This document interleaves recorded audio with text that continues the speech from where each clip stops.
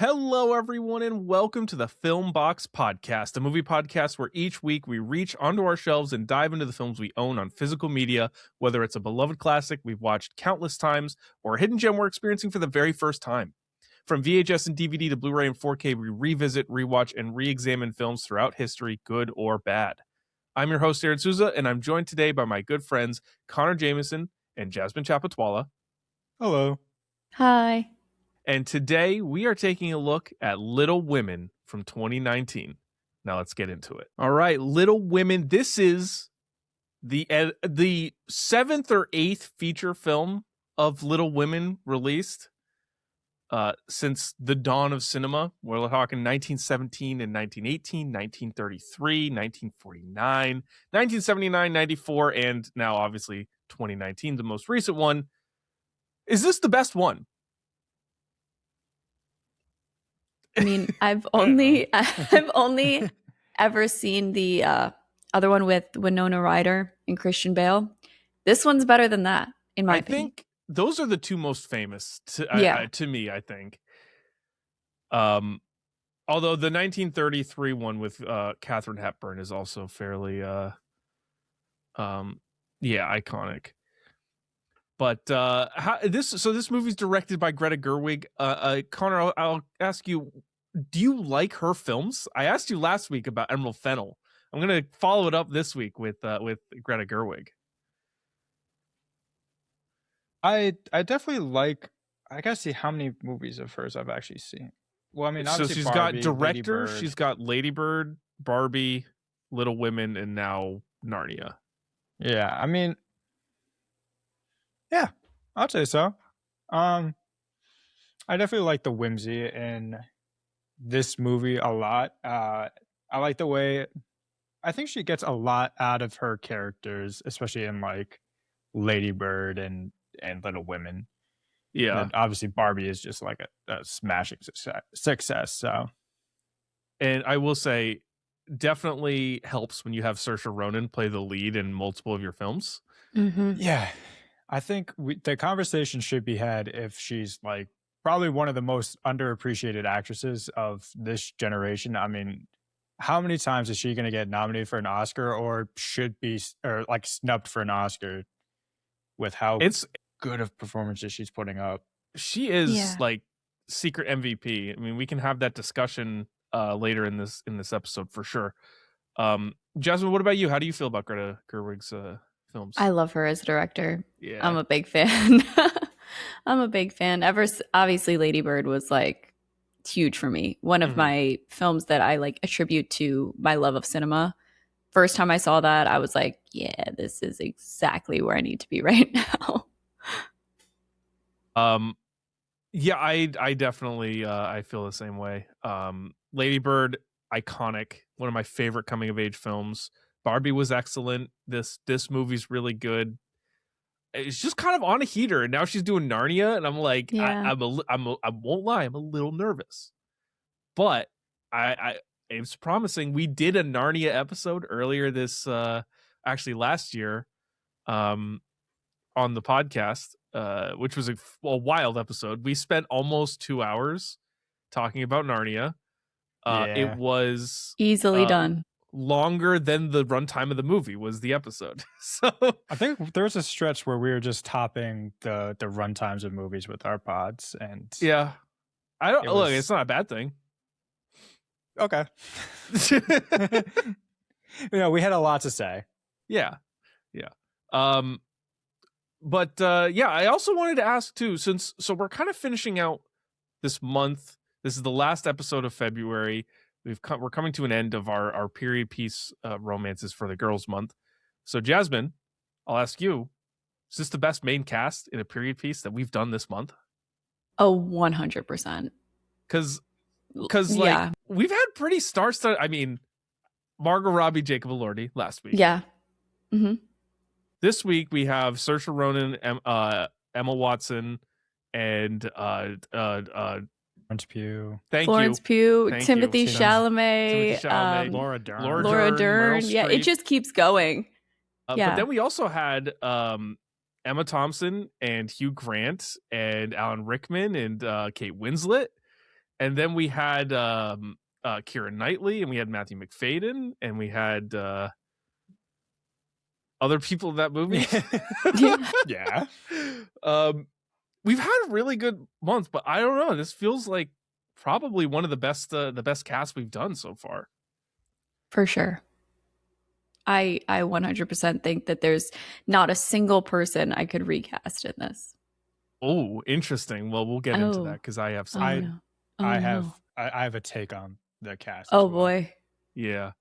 Oh no. All right. Well, before we get into all of that and talk about this movie, we do have to talk about what we've been watching lately. So, Jasmine, I'll start with you. What have you been watching lately? Okay, so since we last talked a few days ago, I watched rewatched Saltburn. Oof. Because, you gotta on that take. Nope. And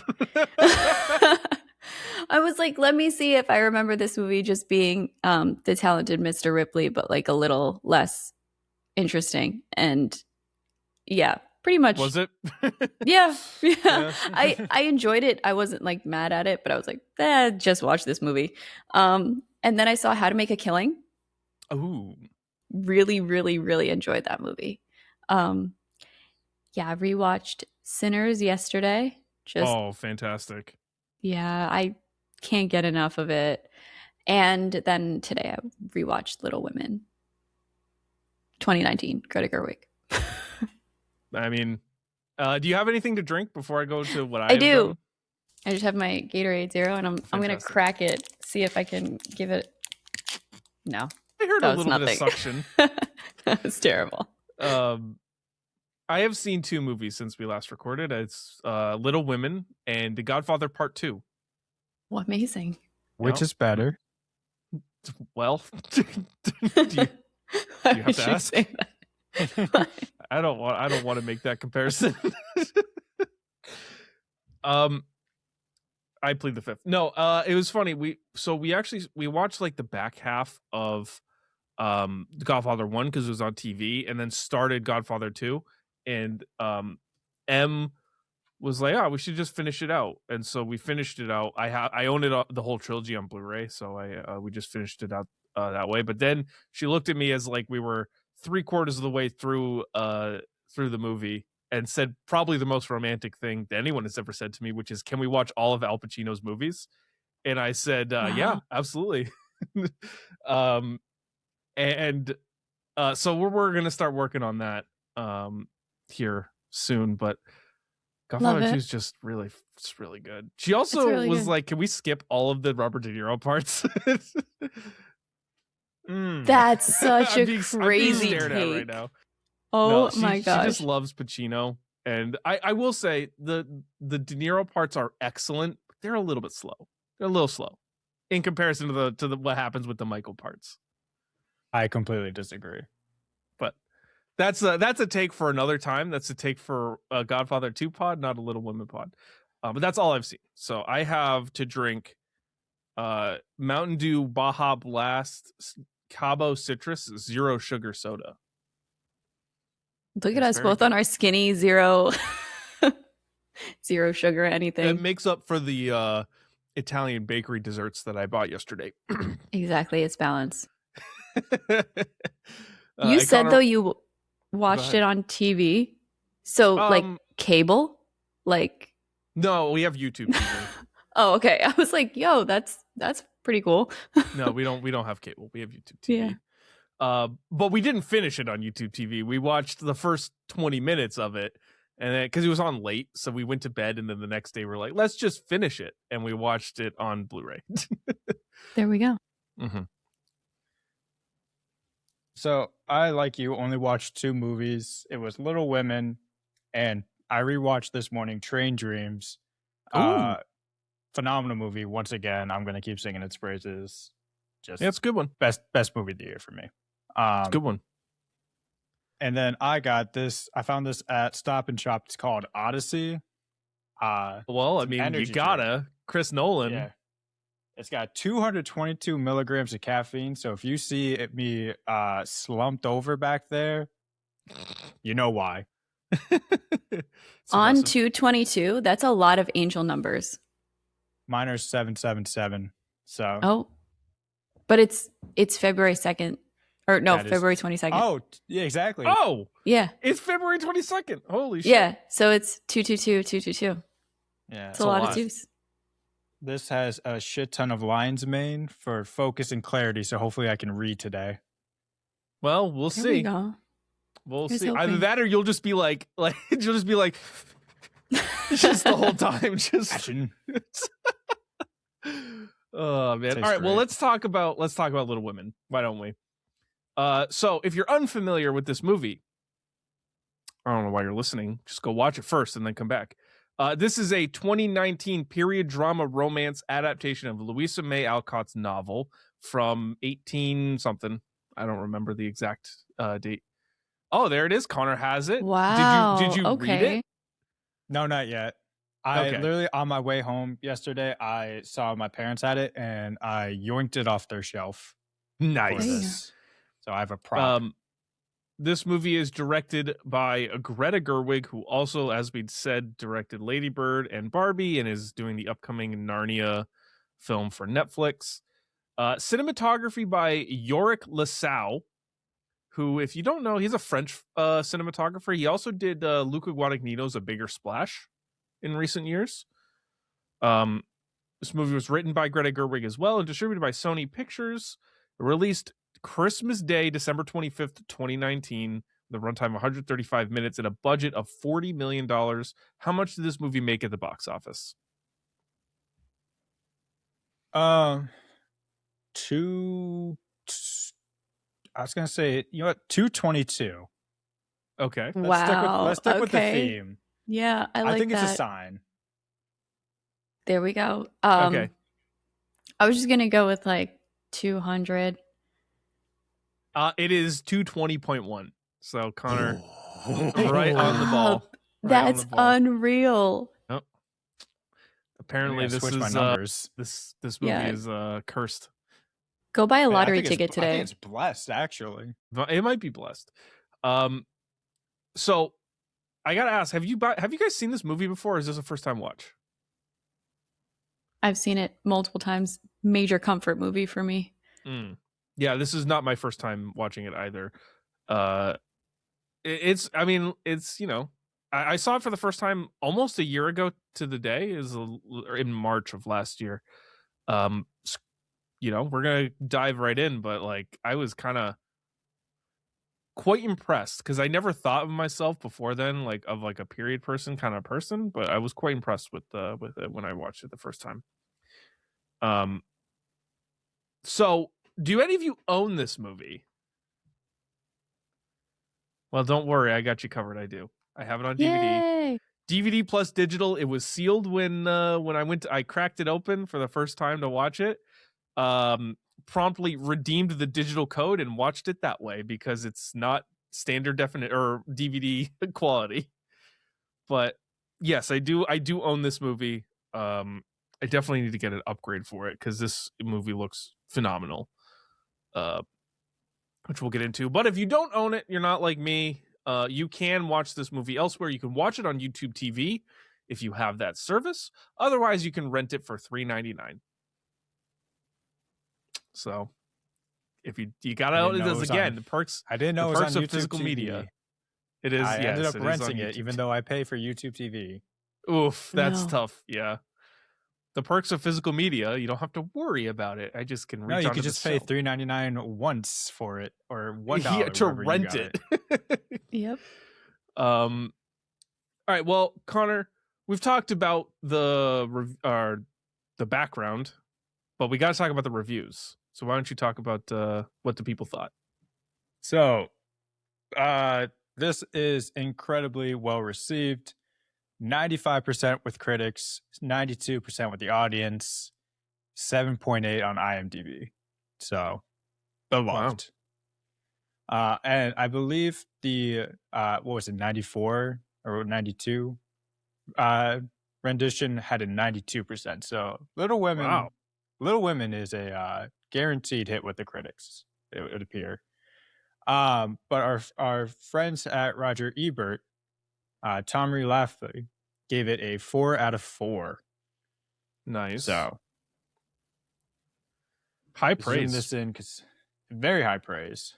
Gotta zoom this in because the eyes aren't what they used to be. But they said, He says while being 26 and wearing glasses.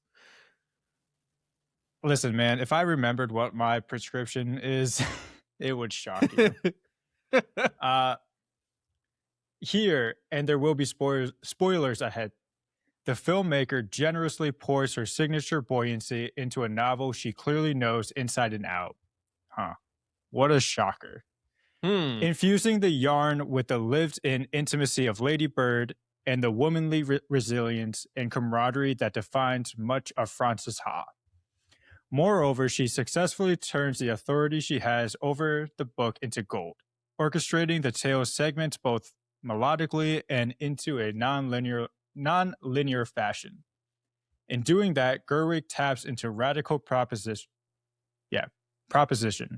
She unearths a reflective sense of memory and nostalgia within the conversation she fosters between the film's two timelines.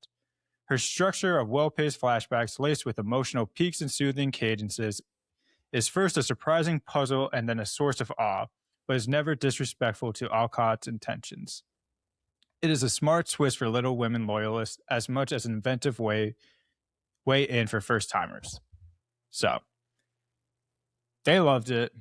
Yeah, I actually want to, before we kind of dive into the other side of things, I want to touch on that because we've now done 2 weeks in a row of movies where the director is a woman who wrote and directed the adaptation of one of these iconic novels. Where last week we were talking about how Emerald Fennell kind of failed in adapting Wuthering Heights.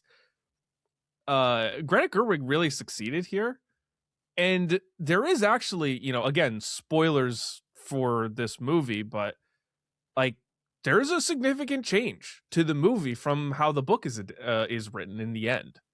Yeah. But when you encase it in like essentially what is a deep understanding of the source material, those sorts of major changes don't feel major. It's a way to modernize it without like destroying what the book stands for in the first place. Mm-hmm. Exactly. Because like the book ends with Jo marrying the professor. But this movie doesn't. It shows that like, she's both writing her novel and also gaining her own independence that which she desires. Which is a real like have your cake and eat it too moment that feels totally earned based on how the movie plays out. So I just wanted to kind of cover that because it is a big kind of like duality of what we've talked about last week coming into this week. But of course, Connor. Yes, with all the positivity, we do have to slump into the trash and find our... Thank you. This 1 out of 10, and there weren't that many. I mean, compared to, I don't even know how many thousands. There's only like 100 or so 1 stars on IMDb. Mm-hmm. So this one comes from Son of a Movie Geek, which it's a great start. There's some credibility there. They say, or I guess he says, if there was ever a way to turn a charming, girly novel into a boring movie about relationships, Greta Gerwig seems to have found it. About a third of the way through, the question arises, where is this movie headed? Then the realization hits that there were several flashbacks without the slightest clue as to what time the movie is portraying. No differences in hairstyles, clothing, or any other flashback signs. It's completely wrong. As a result, it appears as if the American Civil War takes a decade to come to a conclusion. The net effect is like rooting through a dumpster of unsorted garbage. Unless you like movie directors playing artsy tricks with your mind, give this movie a pass. Just a blatant misinterpretation. It's not even a misinterpretation. I don't know how you could just be factually wrong. Yeah, literally. There's like we're gonna talk about it in what worked, but there's like a very clear separation.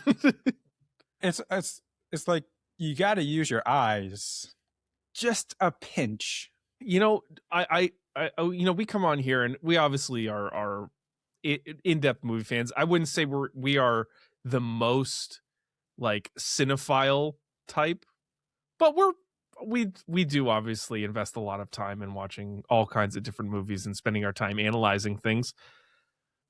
And it hit me today. I got a haircut just before this recording, and don't worry, I'm gonna tie it all back around. I was just talking with the hairdresser, and she was talking with family who was there in the waiting room, and we were talking about the Super Bowl and the Super Bowl commercials, and it's like I was looking at it like these were terrible, but they were all like they were so funny. Did you see the Guy Fieri one? He changed his look. It was so funny, and I was like, yeah, okay, it was amusing, but like whatever, but like there's like a type of person that is like jangle the shiny keys in front of them, and that's enough. So when you start presenting more complex ideas or more you don't hit them over the head with like a time jump like Marvel does, where every time you transition a scene, it's establishing shot of city plus title card that says city plus 7 years later. They're not gonna get it. So I don't know. It's just the type of person. Obviously, son of a movie geek did not inherit the qualities of the father of the son of movie geek. They did not. Yeah, they did not get the qualities from movie geek himself. So I don't know. It just kind of hit me then, and I was like, listening to that review, I was also like, man, you really just have to have it like slapped over your face with like, oh wait, don't worry guys, we changed time periods again. Yeah.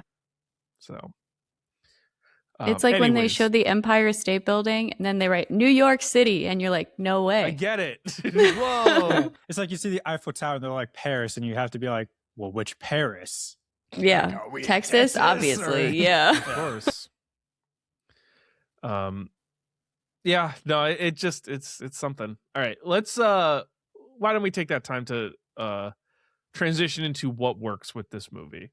Or you have to do your summary. So let's do your summary first. I'm just stomping over everything. You just don't want me here anymore. No, I do. I do. Please. No, don't. No, don't go. All right. So Little Women in a nutshell. Again, this is a movie that's told non-linearly. There's the present and then 7 years prior. In the past, sisters Meg, Jo, Amy, and Beth March live with their mom, Marmee, in Concord, Massachusetts, while their father fights for the Union. That's an important distinction. Concord? Concord? Concord. I'm not from Massachusetts. It's okay. While their father fights for the Union in the Civil War. Again, important distinction, Union. He's not a Confederate. Yeah, I did kind of stomp all over you saying that, but it is an important distinction. Yes. You have to know they are a good family. Not like Twilight. No. Jasper's a Confederate soldier, which for some reason they make a point of saying. Yeesh. Sorry. Oh, it's okay. That's tough. They befriend their wealthy neighbors, the Lawrences, after Jo and Lori meet at a party she and Meg attend. They get on with their days, with Jo being a talented writer, Meg a talented actress, Amy a talented artist, and Beth a talented pianist, until Beth develops scarlet fever. While she survives, her health weakens. Meg marries Lori's tutor, and Lori professes his love for Jo, which she rebukes, saying they wouldn't be happy together, choosing her independence. Amy is chosen by their rich aunt to accompany her on a trip to Europe to work on her art and find a husband. In the present, Jo is at a boarding house in New York working as a teacher where she sells short stories to a newspaper. She meets Frederick Baer, the German professor there, whom she likes until he criticizes her work. Jo learns that Beth has become sick again and comes home, and Beth soon after dies. Jo begins writing about her and her sister's lives and sends it to the editor from the newspaper, who at first is unimpressed, but then agrees to publish their story. Amy and Lori return, revealing that they have gotten married. Frederick appears at their house on his way to California, and with the encouragement of her family, Joe chases after him and they kiss. The movie ends as Joe inherits Aunt March's house and they turn it into a school with each of the main characters becoming a teacher. The end.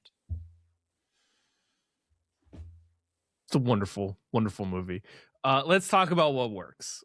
Connor, I'll start with you since I stomped all over your recap. What did you like about Little Women? So I said I had a take about the casting. It's not even a take, but I think this is just an impeccable cast. Yeah. From top down, I mean, Saoirse Ronan as the lead is just, as Joe, is captivating, just incredible. And it's funny too, because when I was telling my fiance Aaryn that we were going to do Little Women, she was like, she loves Little Women, first off, like this movie.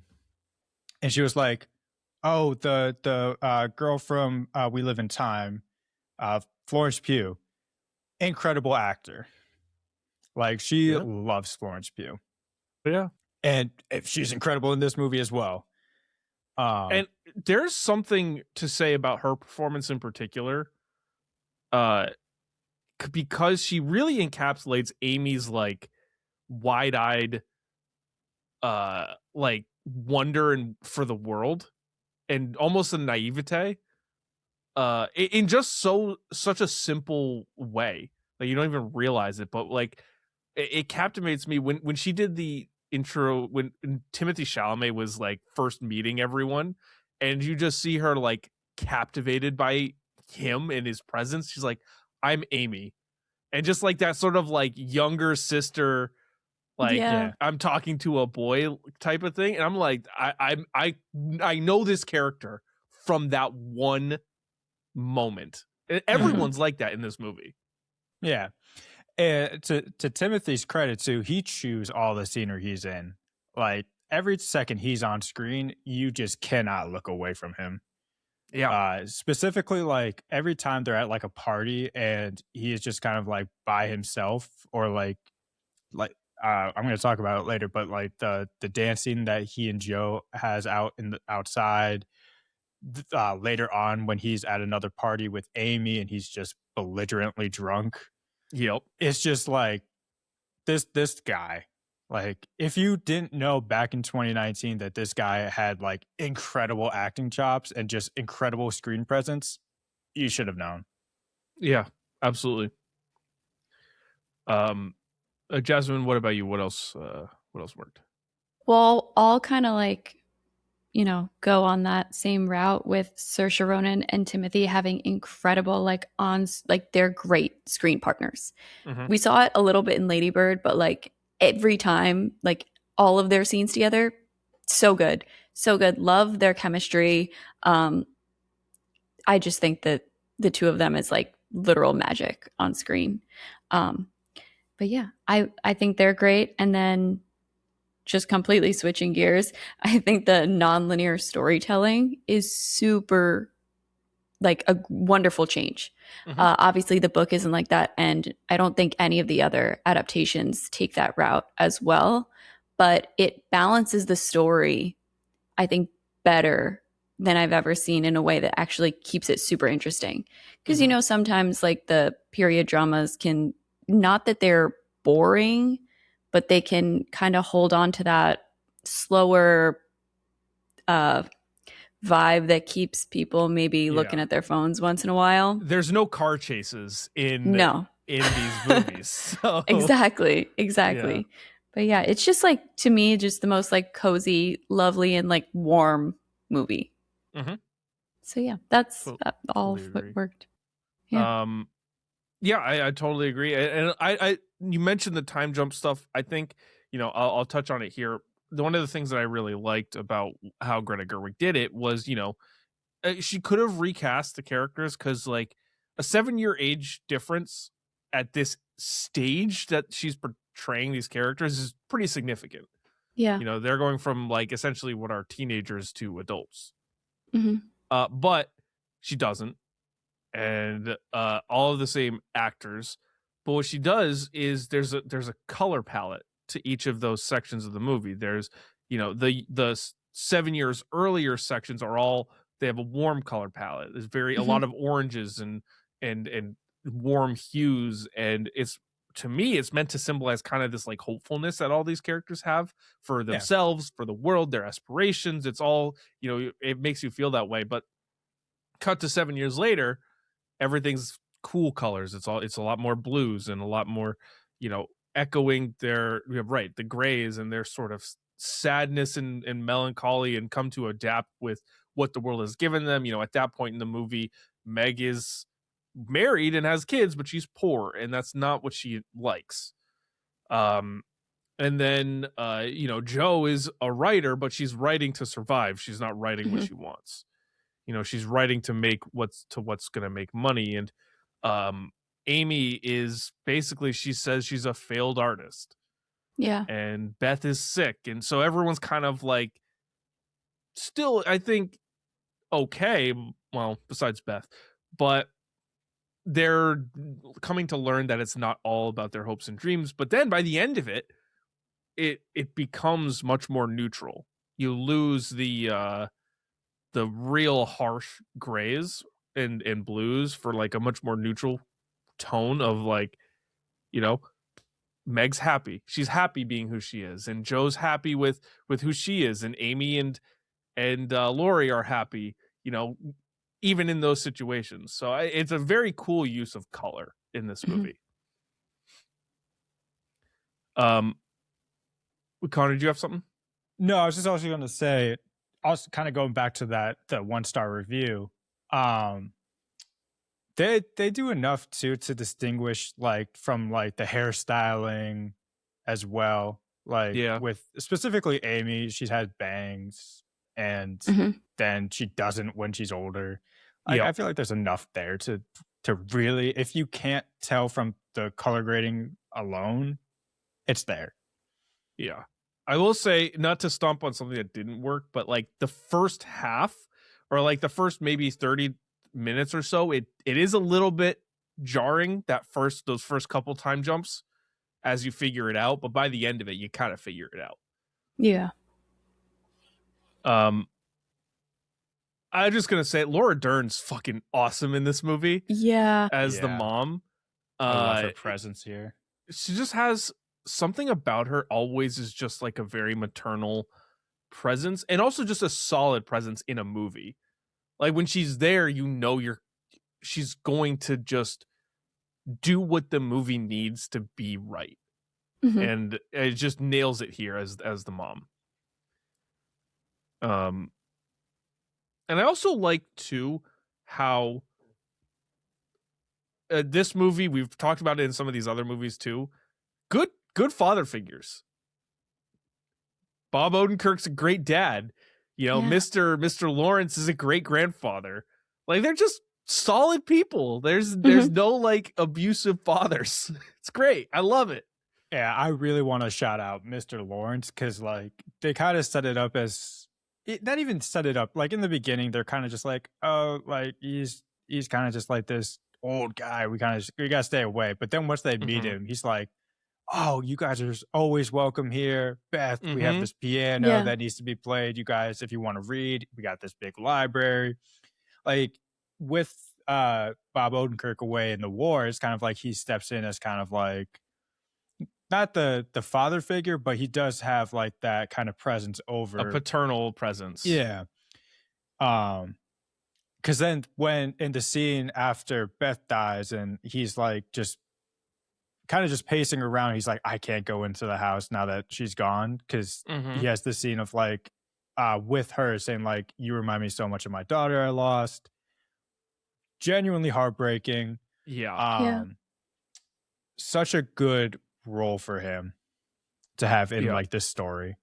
And I love there's the scene when Laura Dern's character has to leave to go to help Bob Odenkirk's character when he's sick. And he's just like, I got it. I'll take care of the family. You don't have to worry about anything. And it's like those little moments I always just really enjoy. I love when those characters are just it's too many complications. I'm always talking about in these reviews of like too many subplots or too many complications that take away from the main narrative. if they had made this guy like a real asshole, it would have been just one too many things for this movie to worry about. And they've got a lot of characters that they've Mm-hmm. got to deal with in the first place. So we don't need the dad to be like a very bold and overpowering figure. I also do want to talk about the sets and the practical locations. It's really good. Yeah, specifically the houses. The houses are great. The March house is just one of the best sets we've talked about this month. Just so lived in, well designed, well filmed and put to screen, and it's all in Massachusetts, so you know, of course, shout out Massachusetts. But no, there's always something when you have practical sets and you film on location. There's a different feel to these movies. We talked about it last week with Wuthering Heights. That movie had some really good cinematography, but there were some moments where it felt really fake. Yeah. But this doesn't have that at all. Everything feels so real. It's just, I will always advocate for filming on location. So, Jasmine, what else did you have that you really liked? I do think that it has this like ability to be like modern classic, which I know it came out only in 2019, but it feels very classical in its storytelling. And also the fact that it is modernized in the way that it is something that works for me, at least. We talked a little bit about before, but the changing of the ending, because it almost feels like Greta Gerwig was saying like, hey, when this book was written, this is probably what happened and why, you know, Joe had to have this ending. But we don't really live in those times anymore. And this is the ending Joe deserves. And that doesn't mean she has to sacrifice love. She gets to do both. And I do love that. I think that that's like a total, like we said before, understanding of the material. And that's when you know, like, a movie like this is its own in its own right and a great adaptation. Yeah. And it's the opportunity is still there too for this character, you know, but it's always, it's presented as it will always be on her own terms. Yeah. So it's just good stuff. One of the other things that I liked is how the main March sisters, they all have kind of their own thing to them. You know, one's loves music, and one's into the theater and acting, and one's into painting, and one's into writing, and it gives each of them just like their own little personality. But beyond that, you really feel each of their personalities, and you know who those characters are, including their flaws. You know, Jo is headstrong in her own way, and I think to a fault of the relationships she has with those around her. Not just romantic relationships, but any sort of relationship. Amy is emotional, and Meg is she loves objective wealth, or you know, that sort of sense of things. So these characters are not perfect, but it's their like coming to live with who they are and you know their circumstances that make them perfect characters for the movie. Yeah, I agree. And on the topic of the sisters, I just love their relationship with each other. Yes. Especially I grew up with 3 sisters, so I'm well aware of the dynamics in that household. They're gonna fight all the time, but there is gonna be like a lot of like messing around, playing around. It was just very nice to see like they felt like sisters, and deep down they felt like best friends too. Yeah. Because when like Amy feels discouraged that she doesn't get to go to the play and she torches Joe's writing, Joe's not gonna talk to her. That's exactly how my sisters are too. Like they will just ice you out for a week. But then as soon as Amy falls to the ice, it's like, okay, nope, I was forgiven. Yeah. Yeah, we're good. I would rather you be alive and I forgive you than still have a grudge. Yeah. No, it's totally true. I mean, I do have a sister, but I didn't have three sisters. But I mean, for any siblings, I think it's kind of the same way. It's it felt very like a realistic depiction of how a family operates. Yeah. I have a sister, and I will say they also know exactly how to get under your skin. Her torching that writing, that was very calculated. That was the one thing we're gonna talk. I do have that. Yeah. I'm gonna bring that up. She says later. like, I knew like if I mess with your dresses, you don't care.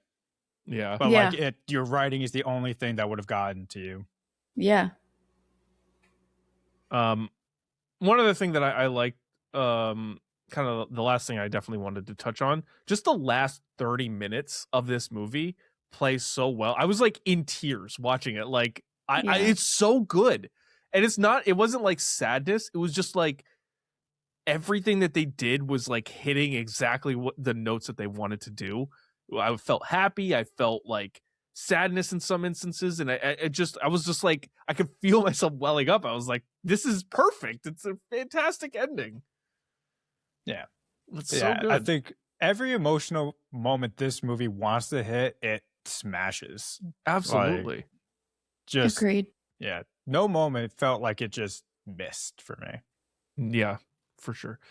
Any other things that you wanted to mention about what worked?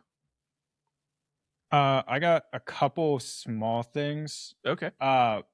It's not even like a credit to the movie, but I do like now that we've been living in like England for so long. It's nice to see what America's been doing in the same time period, pretty much. Yeah. Yeah. And we can kind of make distinctions of like what's happening. No, go ahead. I was gonna say I do have one other thing I just thought of when you mentioned that. The writing, the modernizing of the English in this movie, primo. Because we talked last week about, or was it last week or was it the week before, about adapting literature from this time period and how, like, do you stay faithful to how these characters actually spoke? Do you modernize it a little bit?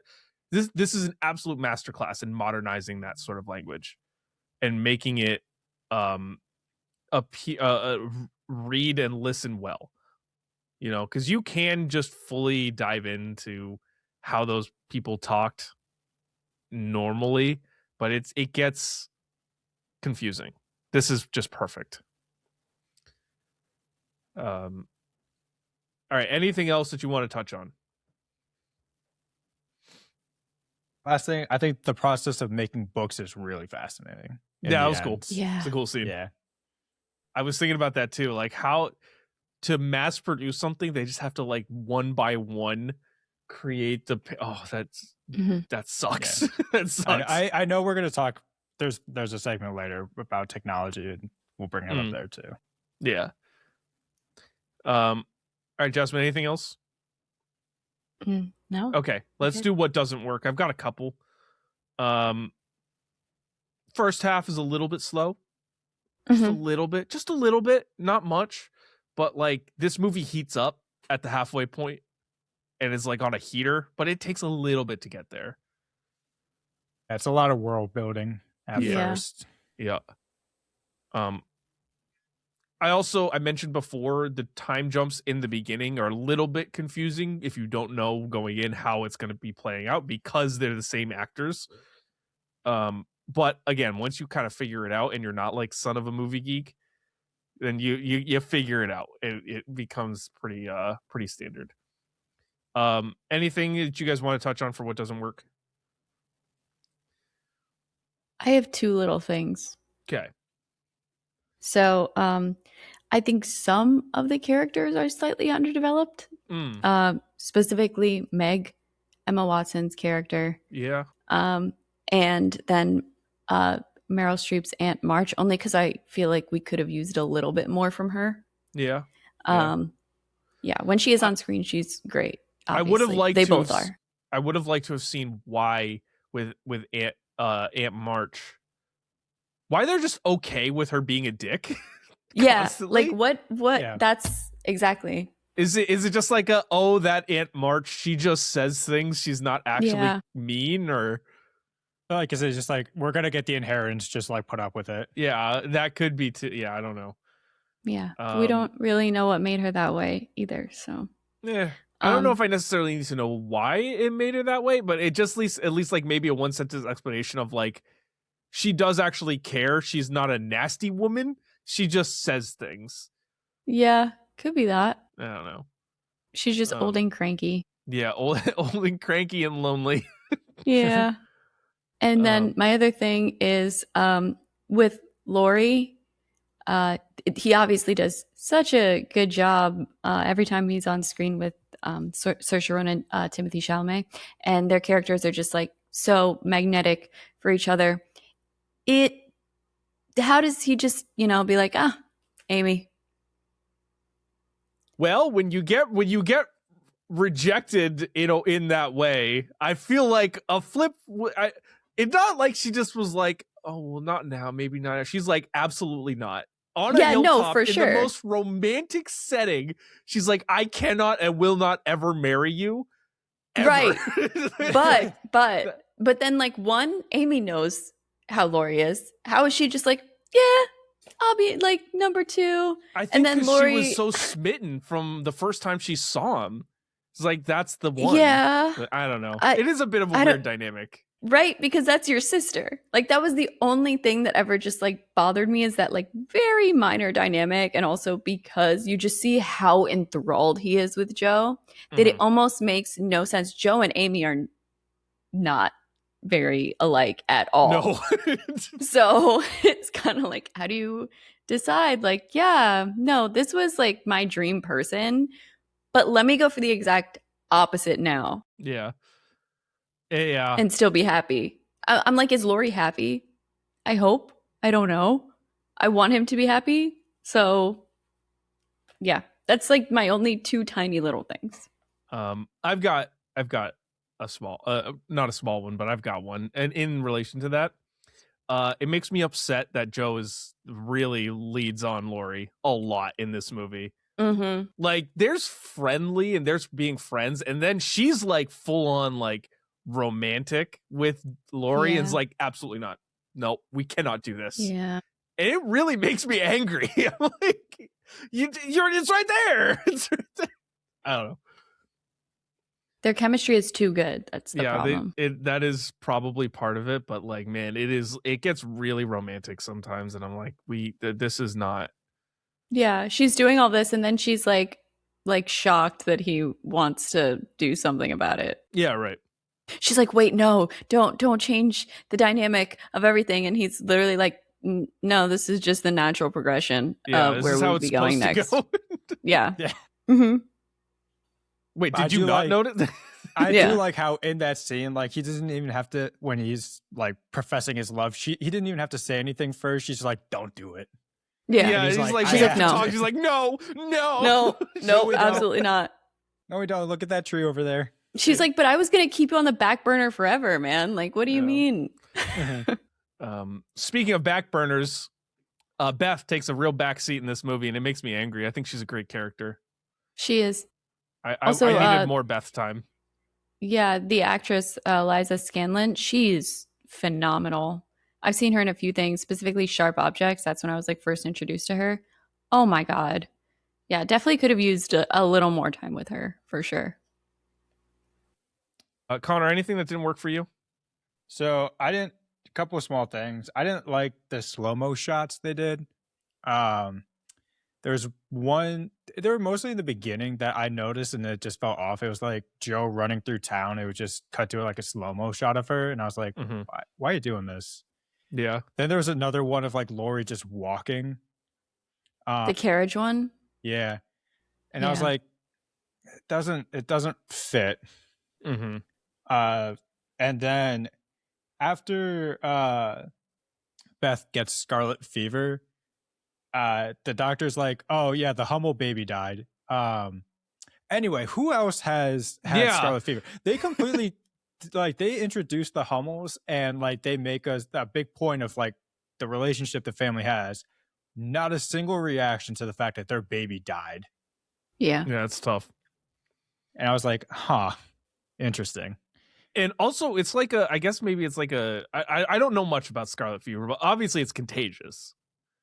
But like, he's like, she's got scarlet fever. She got it from the Hummels, and their baby died, and everyone's just like, all right, I guess we gotta, we gotta get him out of the house. I guess send Amy away, but don't be, urgent about this. Don't worry. It's just, I don't know. Okay, that's all I got too. Anything else? All right. Well, best moment time. I got a few nominees for you. The Christmas morning. Just a really great scene of the family going and taking care of the Hummels, and then coming back, and there's a feast, and it's just the presents, and it's a very well done scene. It's a good one. One of my favorites is when the sisters are having their little club. And the first time they allow Laurie to join the club, and he jumps out of the clothing, and he's like, here, and they're all having fun. It's like just incredible vibes, super like youthful childhood vibes that I really appreciated. Beth and Joe having a heart-to-heart on the beach, incredible scene, great performances, and also just lovely to look at, great cinematography. And then of course the wedding, followed by it's Meg and her husband's wedding, followed by Timmy and Joe on the hill where he proposes, is like, I think, the most iconic scene. Which is probably the winner, but I'll take any other nominees. No, that's literally what I have. I said it has to be the we have to have it out, Joe. Yeah. Yeah. That's the scene. That's it, yeah. I just have a couple others. The Laurie and Joe dancing outside the party. Very whimsical. Amy falling through the ice. So it felt like that was the real introduction with the Lawrences. And that's it. Pretty much, yeah. Because now that I look at them, they're like fine scenes. Yeah. But I mean, because obviously, like Joe getting Frederick in the rain, that's like a nice scene. But when you have the "we gotta have it out" scene, it doesn't compare. Nothing else really compares. It's that's the hand flex of this movie. Yes. Yeah, that's the winner. All right, the award goes to. So our award to give our category to give one award to this movie if we had to. Gun to our head, who's getting the award? I have Greta Gerwig for the direction. This movie's incredibly well directed. I'm probably going to go Florence Pugh on this one. Ooh, okay. Because I think the way that she is able to portray both like the childlike Amy as well as the more mature version as well, good growth. Yeah, that's a good pick. I have Jacqueline Duran for costumes, actually. Wow, good. Which I do think they were either nominated or won in that category for the Oscars. You could double check. But I just rewatching it, like every single costume is just, I just think of the clothes in this movie. It did win for best costume design. Yes. It was the only win that it had at the Academy Awards. Oh, that's sad. It was nominated also for Best Picture, Best Actress for Saoirse Ronan, Best Supporting Actress for Florence Pugh, Best Adapted Screenplay, and Best Original Score.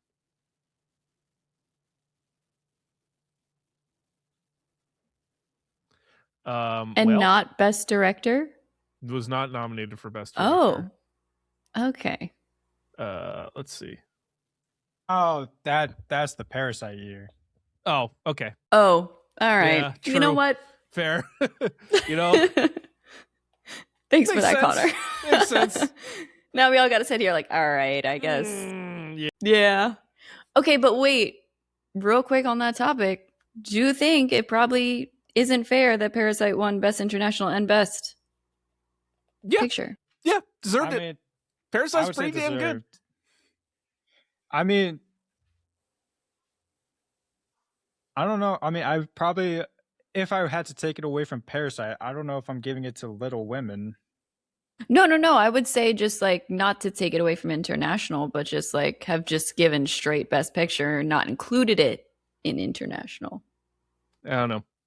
All I know is that there's a clear Yeah. a clear odd man out in the best directing category. This is the year where Bong Joon-ho wins, obviously. Also nominated Martin Scorsese for The Irishman, Quentin Tarantino for Once Upon a Time in Hollywood, Sam Mendes for 1917, and one Todd Phillips for Joker. So, well, I mean, Joaquin won Best Actor for Joker as well. So there's but I there's mean, some credence. Greta, you could slide right on in there for Todd. But I think if there's an option, I think Saoirse Ronan should have won Best Actress instead of Renee Zellweger for Judy. That's fair. I couldn't even tell you what she was in that year. Yeah, the Judy. She played Judy. She was Judy Garland. Whatever. And Judy. No, I think the real hydrogen bomb versus coughing baby here is Taika Waititi won the adapted screenplay for Jojo Rabbit. That's crazy. No, I'm giving that to Little Women. Yeah. I Laura like this Dern, game. This is a category that's coming back every year. We're gonna hash out the Oscars. Yeah. Laura Dern won Best Supporting Actress for Marriage Story this year, and was not nominated for Little Women. And you know what? I feel like people voted for her for Little Women. Maybe. In their brain, they were like, you know what? She deserves it. But like not for Marriage Story, for Little Women. It's kind of like you gave two worthy performances. We're going to count both votes in one. Yeah. And then Best Actor in a Supporting Role, no Timmy. This was the year Brad Pitt won for Once Upon a Time in Hollywood. Also nominated was Tom Hanks for A Beautiful Day in the Neighborhood. Anthony Hopkins in The Two Popes, and then Al Pacino and Joe Pesci in The Irishman, which, of course, those guys have to be in. Yeah, I don't think I'm taking it away from Brad Pitt, though. No, I think I don't think I'm sneaking Timmy in there.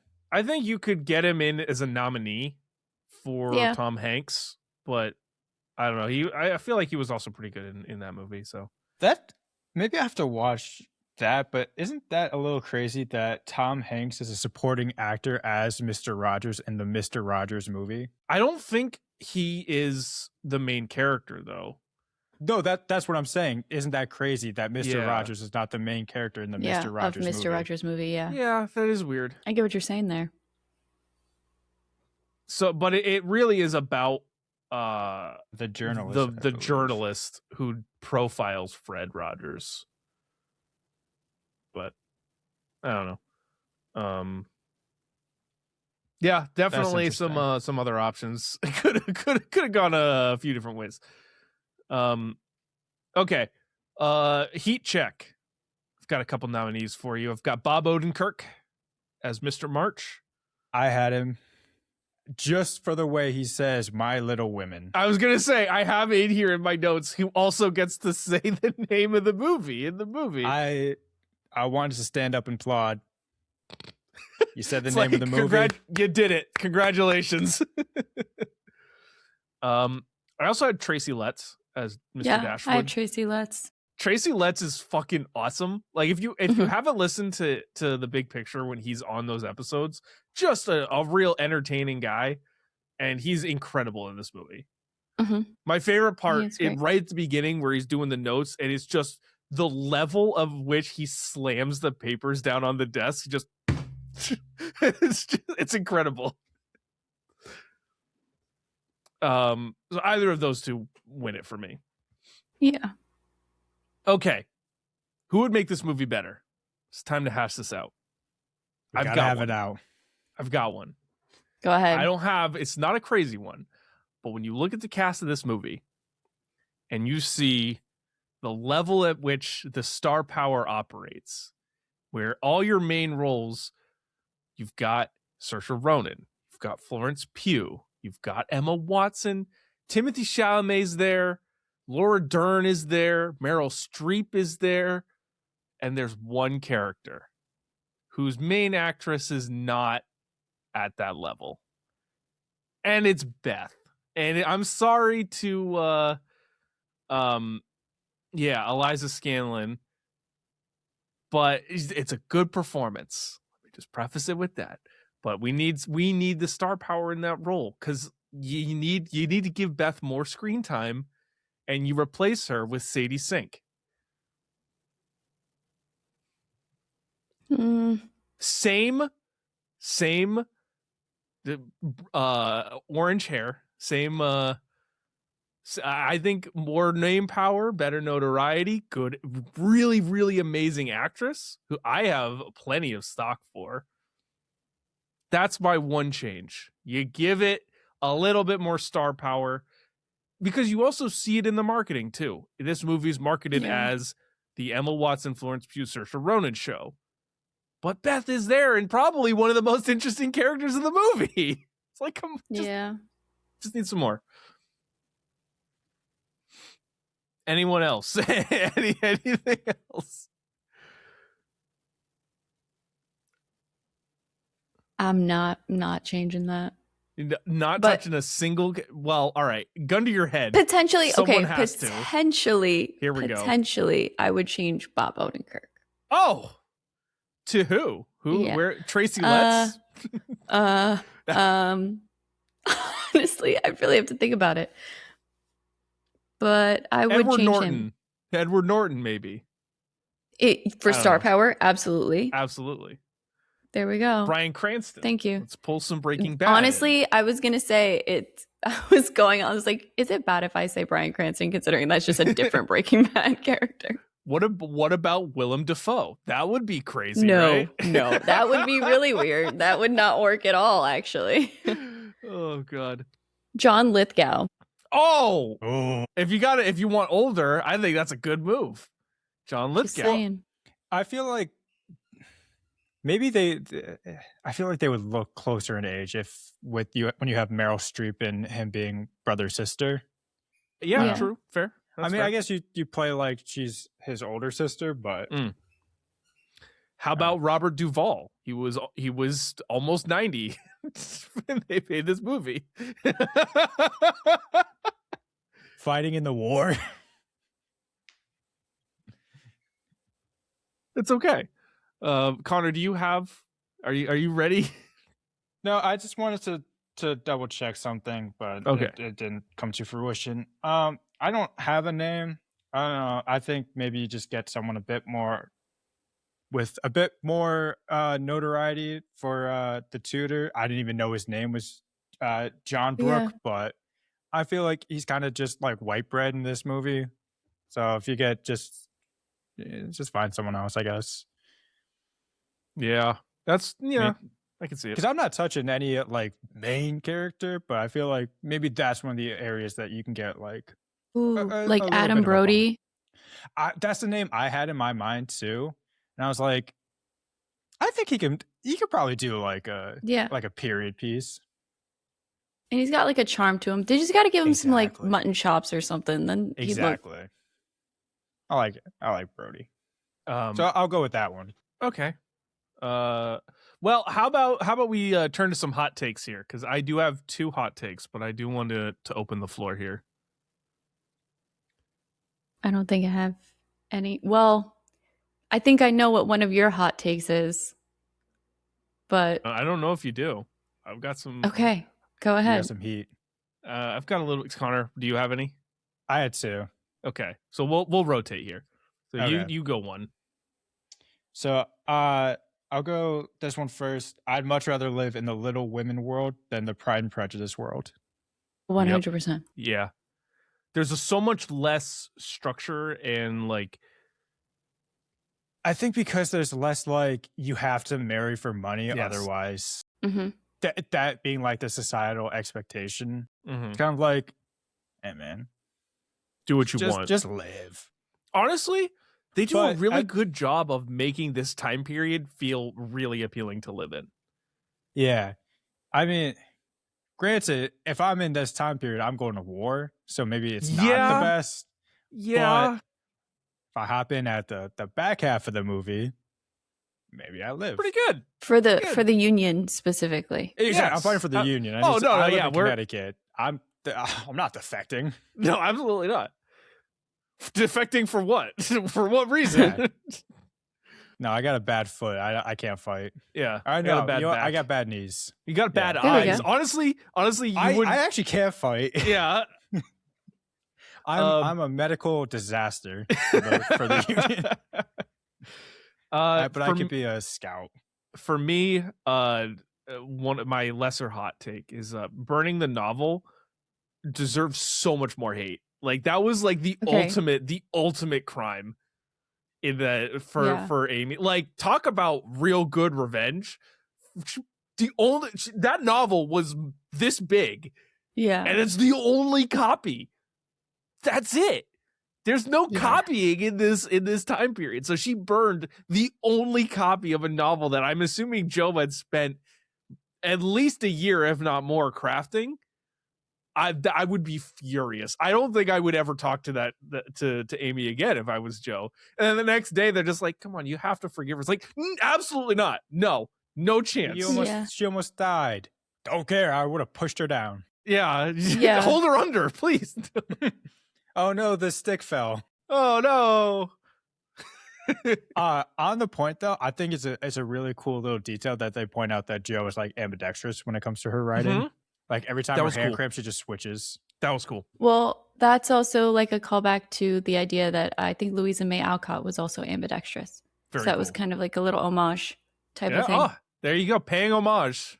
Yeah. Greta Gerwig paying homage to Louisa May Alcott by making her ambidextrous. Yeah. All right, Connor, what's your other hot take? We should talk about Little Women in the same vein that we talk about like The Holdovers as being like a Christmas classic. Ooh, Yeah. hard disagree. Thank you. Oh. Little Women is a great Christmas movie. It is I would say a Christmas vibes movie because it has a scene in Christmas, but Multiple majority of the film does not take place at Christmas time. That to me is a disqualifier. Yeah, but it's like snowy. It's like got snowy vibes. It captures the vibe of Christmas. Yeah.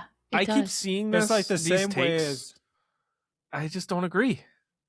You just like wouldn't want to spend Christmas in the March household? Well, I absolutely would, but it's not a Christmas movie. It's a Christmas movie. No, it's the same. It's as much a Christmas movie as Phantom Thread is a New Year's movie. It's not. It's a New Year's movie. No, it is a it's New not. Year's movie. No, Yes, it is. It has one scene at New Year's. That doesn't make It's a pivotal scene. It's not a New Year's movie, though. Also, two scenes. A New Year's movie or a Christmas movie is where the entire plot hinges around Christmas. The Holdovers is a Christmas movie because the entire plot is set at wintertime around the Christmas season, and that's the main plot driver. Technically, it's about winter break, not Christmas. But Christmas is the main plot driver. That is the reason for the whole thing to take place, and it takes place in the span of Christmas time. Winter break is. I don't want to have to nitpick the Holdovers. They're on winter break because it's Christmas time. Yes, but it's not like the movie is only Christmas. That's what I'm saying.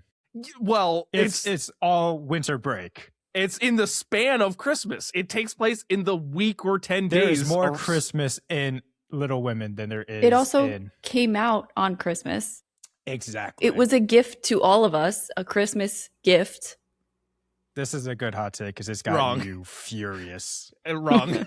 It's just wrong. No, I just can't get behind it. It's only fine. Christmas for like 10 minutes in the movie. Do we want to count how much time is Christmas in the Holdovers? Yeah, but then it's not like the rest of the time is in the winter time. We can fight about this for days. Yeah, we could. All right, my ultimate hot take is that real ones know that the ultimate couple here is actually Laurie and Amy, and Laurie and Joe did not deserve to be together. That's my hot take.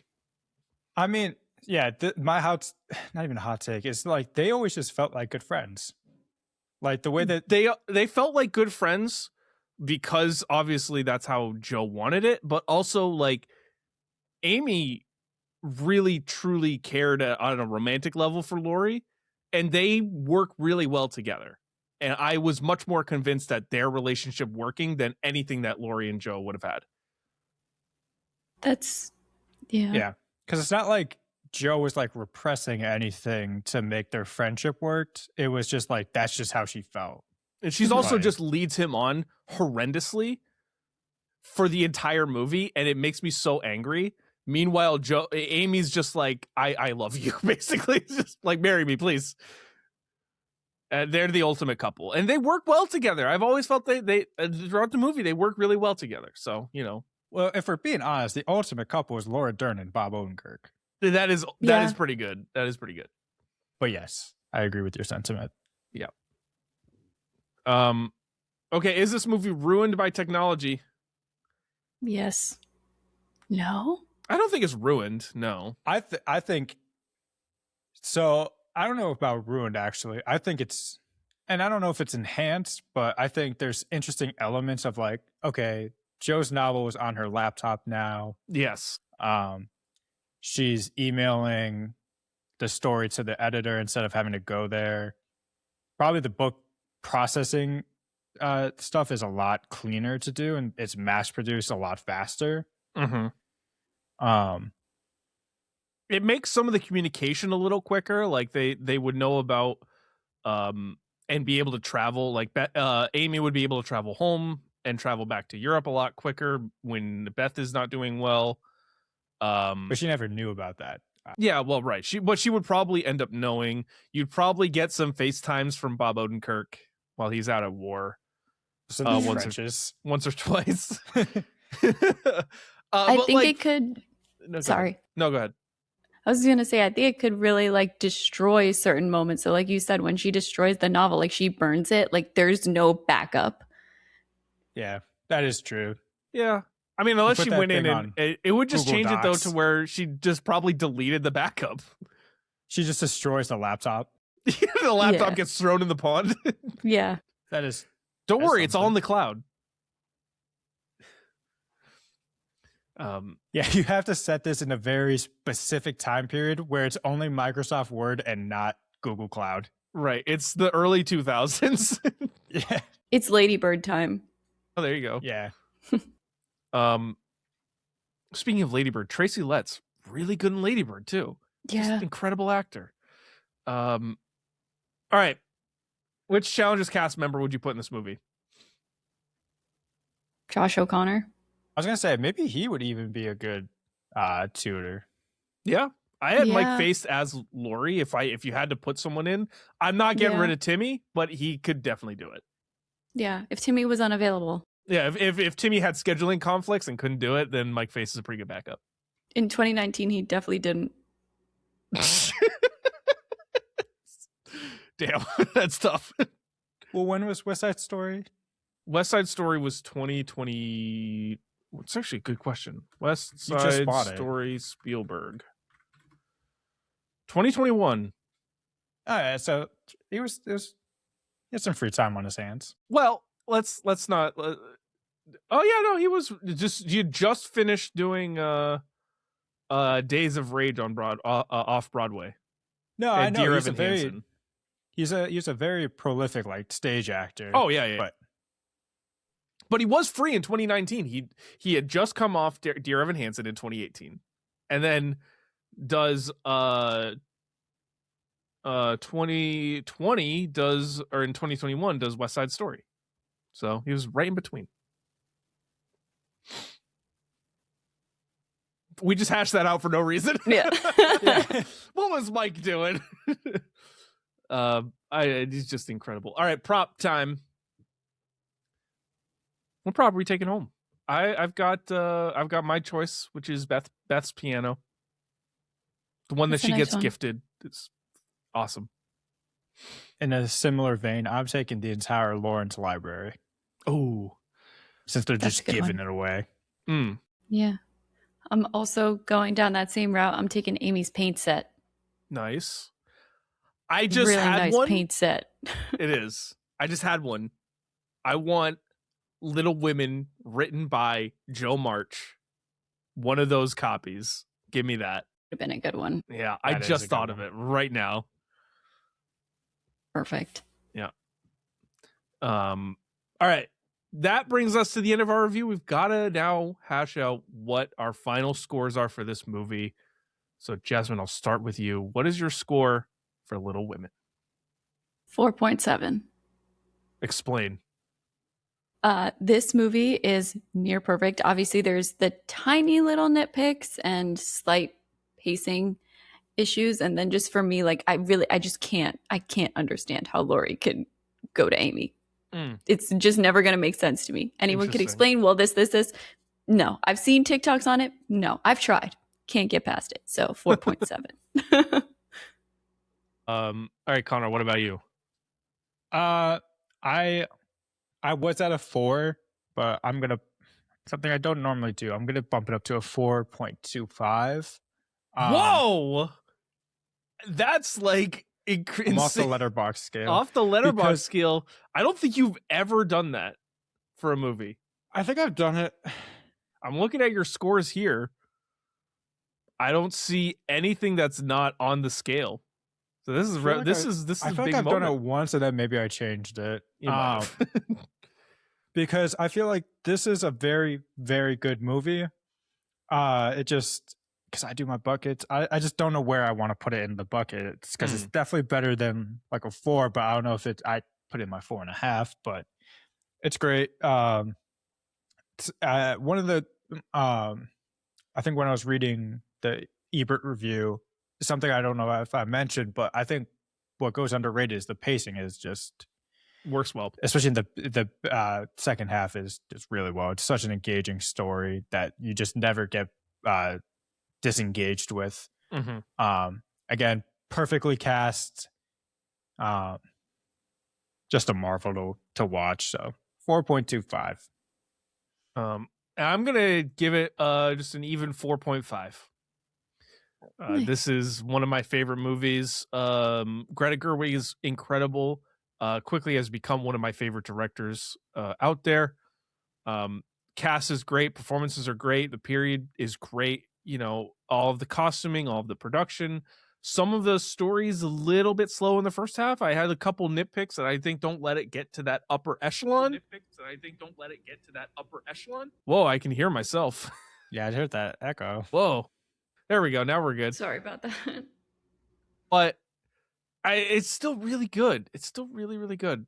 So that's going to bring us to that to a total score of 4.48, which is on our list 10th all time. So that is brand new entrant in the top 10. Unfortunately, has knocked down Pirates of the Caribbean: Curse of the Black Pearl, which is now at 11th at a 4.46, and this movie stands just below Weapons at a 4.5 even. So with that said, that is going to do it for this episode of the Filmbox Podcast, and we will see you next time. Peace.